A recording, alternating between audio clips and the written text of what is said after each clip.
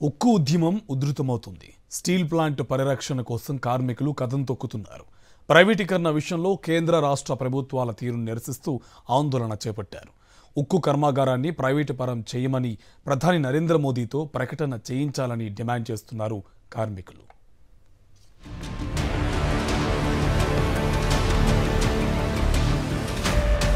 విశాఖ ఉక్కు కర్మాగారం పరిరక్షణ కోసం కార్మికులు భారీ ర్యాలీ చేపట్టారు.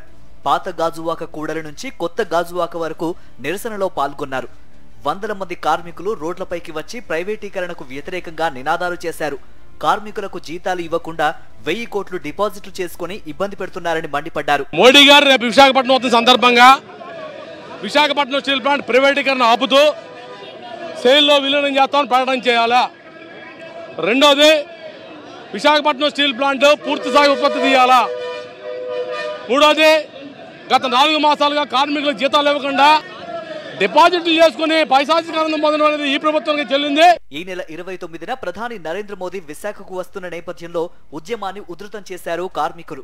ఈ పర్యటనలోనే స్టీల్ ప్లాంట్ ప్రైవేటీకరణపై స్పష్టమైన ప్రకటన చేయించాలని డిమాండ్ చేస్తున్నారు. విశాఖపట్నం స్టీల్ ప్లాంట్ని కాపాడకపోతే మేము మీ మద్దతు కూడా ఉపసంహరించుకున్నటువంటి ప్రకటన చేయగలిగితే విశాఖపట్నం స్టీల్ ప్లాంట్ భవితవ్యం చాలా బాగుంటుంది. ఆ విషయంలో ప్రధానమంత్రి గారి చేత స్పష్టమైన ప్రకటన చేయించి విశాఖకు మైన్స్ లేవు కాబట్టి విశాఖపట్నం స్టీల్ ప్లాంట్ని శైలిలో కలుపుతామని, ఈ కర్మాగారం ప్రభుత్వంలో కొనసాగిస్తామని, అలాగే బ్యాలెన్స్ ఉండిపోయి నిర్వాహకులకు ఉపాధి కల్పిస్తామని, కార్మిక వర్గం వేధింపులు లేకుండా చేస్తామని ప్రకటన చేయాలి. విశాఖ ఉక్కు పరిశ్రమ కార్మికుల సమస్యలు పరిష్కరించకుంటే ఉద్యమం మరింత ఉధృతం చేస్తామంటున్నారు కార్మిక సంఘం నేతలు. కూటమి ప్రభుత్వ నిర్లక్ష్య వైఖరితోనే ఉక్కు పరిశ్రమ ప్రైవేటు పరం అవుతోందని మండిపడ్డారు. స్టీల్ ప్లాంట్ ను ప్రైవేటు పరం చేయాలని కేంద్రం చూస్తూ ఉంటే దానికి రాష్ట్ర ప్రభుత్వం వంత పాడుతోందని ఆగ్రహం వ్యక్తం చేశారు. రాష్ట్ర ప్రభుత్వం నిమ్మకి నీరెత్తినట్టు వ్యవహరిస్తుంది.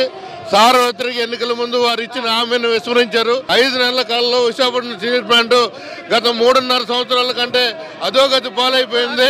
కార్మికుల జీతాలు ఇవ్వట్లేదు. మొత్తం విశాఖపట్నం స్టీల్ ప్లాంట్ వ్యవస్థని స్తంభింపజేసి భయభ్రాంతులకు గురి చేసి కేంద్ర ప్రభుత్వం దుర్మార్గంగా వ్యవహరిస్తే రాష్ట్ర ప్రభుత్వం చోద్యం చూడడం అన్నది దుర్మార్గం. ఉన్న బ్లాస్ట్ మైన్స్ మూసేశారు, కార్మికులు జీతాలు ఆపేశారు, అలాగే కాంట్రాక్ట్ కార్మికులు బయట పంపించారు. అలాగే 2,000 మంది వీరస్ పంపిస్తాం అంటే స్టీల్ ప్లాంట్ మూసేద్దామా, లేకపోతే ఎవరికైనా 3 లక్షల కోట్ల ఆస్తిని ఎవరికో కేంద్ర ప్రభుత్వం అమ్ముతుంటే మీరు సపోర్ట్ చేస్తున్నారని మేము రాష్ట్ర ప్రభుత్వాన్ని అడుగుతున్నాం. చంద్రబాబు, పవన్ కళ్యాణ్ ఎన్నికల ముందు ఇచ్చిన హామీని నిలబెట్టుకోవాలని డిమాండ్ చేస్తున్నారు కార్మిక సంఘ నేతలు. స్టీల్ ప్లాంట్ విషయంలో ప్రధానిపై ఒత్తిడి తేకపోతే తగిన బుద్ధి చెబుతామని హెచ్చరిస్తున్నారు.